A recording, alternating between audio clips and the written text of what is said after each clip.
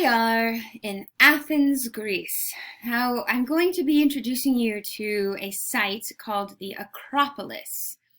And I'm using this image here, it's an artist's reconstruction of the ancient city, to illustrate what and where the Acropolis is in Athens. Athens is the city, and then in the center of the city is an outcrop of rock, and it is called the Acropolis. The Acropolis, during the classical period, was a site of a great temple complex dedicated to Athena. The city of Athens is dedicated to Athena. And so in the center is this massive temple and larger complex dedicated to her. And it sits in the center of the city on this outcrop of rock called the Acropolis. In Greek, the word Acropolis literally means high city. Acro is height, polis is city. So the high city here is the site of the temple complex to Athena. I emphasize all of this because many of our artworks are going to have been gifts or are the site itself in Athens, including our first work of classical sculpture. Here it is. This is Kritios Boy. Kritios Boy from the Acropolis. Ms. Cortez, you spelled Acropolis with a C and you spelled it with a K in the previous lecture or the previous slide. Great observation. You can use either. Acropolis, Acropolis with a C. It's kind of the Latinized version of it. Acropolis with a K, it's kind of like the Greek version of it. I use both within my lecture to help remind me and you that either is okay. Okay. Back to this guy here. Who is this? Well, he's the Kritios Boy. He's called the Kritios Boy because we think this is by an artist named Kritios. And we're unsure, so we just give him the nickname Kritios Boy. He was found buried with the rubble of the monuments that we've already seen in this class. You see this one? Who's that? It's our calf bear. It's Ronbos, our Moschophoros. He, Kritios Boy, was buried along with many of the archaic sculptures we saw last week after the threat of the Persian Empire's attack on the city of Athens. So we don't have his original location, and unfortunately we don't have his original stand to know a little bit more about him, but he was found at the Acropolis, so he probably was one of those kouros, those votive offerings given to Athena because it was placed here in Athens. Now let's look at him a little bit closer. He's made of marble. He stands, well, the fragments of him stand at only 2 feet 10 inches high. He's not life-size, but he is extremely lifelike.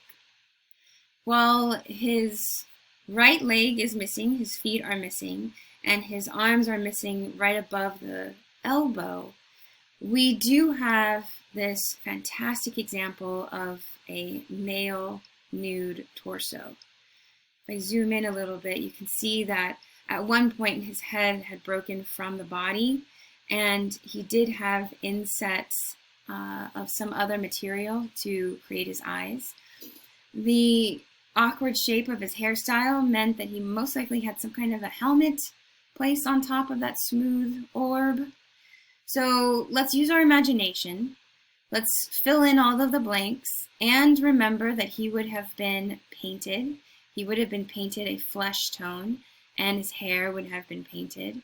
He would have had nipples and pubic hair and everything. Okay, cool.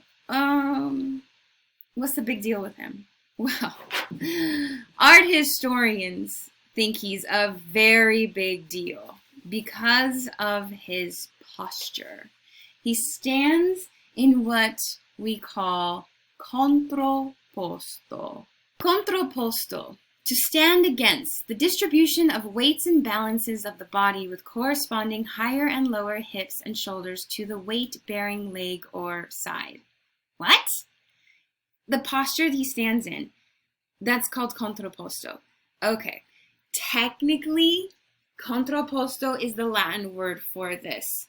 I'm not going to give you the Greek word because we will be continuing to use the Latin word for it. Okay, for the nerds in the room, I know you want to know what the Greek word for this is. It's chiastic. It means X shape. It is because the body stands in a balance of opposites, that you have one engaged arm and one disengaged arm, opposite to one engaged leg and one disengaged leg. I know, you're thinking, I don't get it, Miss Cortez. If we were in class together, I would have you all stand up. Okay, so if you want to stand up? I mean, is anybody looking at you? Stand up, stand up, stand up, stand up. Okay, so stand up, angle the computer screen so you can see me.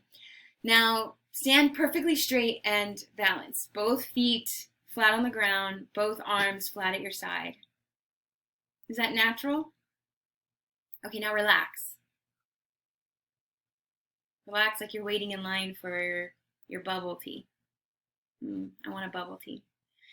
Okay, what did you do?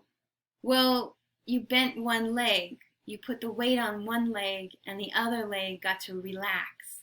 Your hips went to one side and your shoulders went to the other to keep you from falling over as you balanced or counterbalanced your body. What you did is called contrapposto. When you have one leg bent and one leg relaxed, your hips will adjust, and then so that you don't fall over, your shoulders will do the opposite. Contrapposto, counterbalance. It is the distribution of your body weight that you already do. It's okay, you can sit down. You can sit down now. So contrapposto, do you see it in him? You see how he stands with one leg forward, one leg back, very similar to what we saw with our other kuros, but there is this twist of the hips and a twist of his head. Before, in the archaic period, those kuros, those heroic male nudes, they were always so straight, so forward. We were getting excited about the bend of an elbow to activate the space around them. Here, in the Kritios Boy, he has a slip of his hip, which is much more naturalistic. It indicates the artist paying attention to the skeletal structure beneath, not just the surface of the musculature, but how the body moves, how it holds itself. And additionally, the other reason why art historians love Kritios Boy is because he's slightly turned his head. That slight turn indicates a movement of a neck. Now, I'm not saying that they thought he's going to come alive and like walk around like a robot. No. I'm saying that visually, when you see his head turn, it indicates he can turn his head. He can move from side to side. He can activate the space around him. So frontal and then slightly to the side. You see what I'm saying here? This is why Kritios Boy is such a big deal. Here, making a nice comparison. We loved Kritios, right? Kritios was amazing. The Anavasos Kritios. Oh my gosh, I can't say his name right now. We were like, wow, look at that. Look at the bend of his arm. Oh my gosh, look at the fleshiness of his body. In comparison, Kritios Boy is so much more lifelike. You see how he slightly turns to the right? Do you also notice a better integration of the facial features? There's a shift in his weight from his head to his foot